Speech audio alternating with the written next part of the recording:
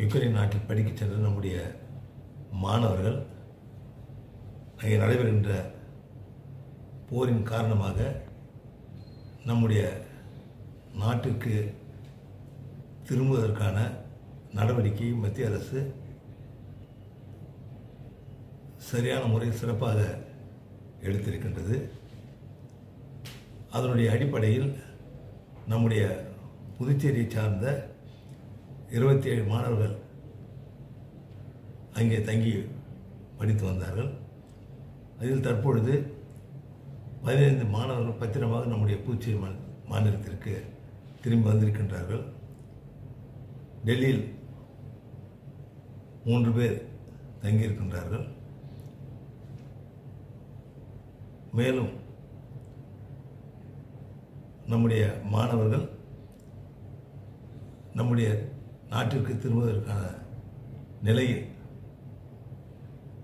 அங்கே இருந்து கொண்டிருக்கின்றார்கள். மத்திய அரசானது தேவையான அத்தனை உதவியும் செய்து நம்முடைய மாணவர்களை பத்திரமாக கொண்டு வரக்கூடிய நடவடிக்கையை எடுத்து வருகின்றது.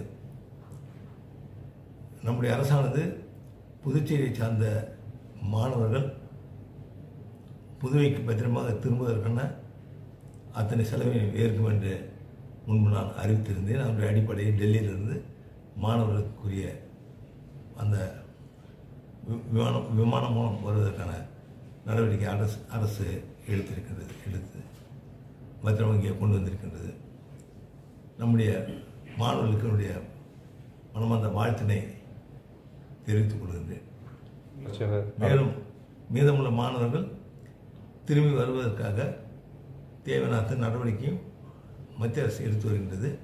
புதுச்சேரி வருவதற்குரிய நடவடிக்கை நம்முடைய அரசு எடுக்கும் என்பதை இந்த நேரத்தில் நான் தெரிவித்துக் கொள்கின்றேன். அதாவது தீபாவளி மற்றும் பொங்கல் பண்டிகைக்கான அரிசி மற்றும் பொருட்கள் அனைத்தும் முழுமையாக வழங்கப்பட்டிருக்கின்றது.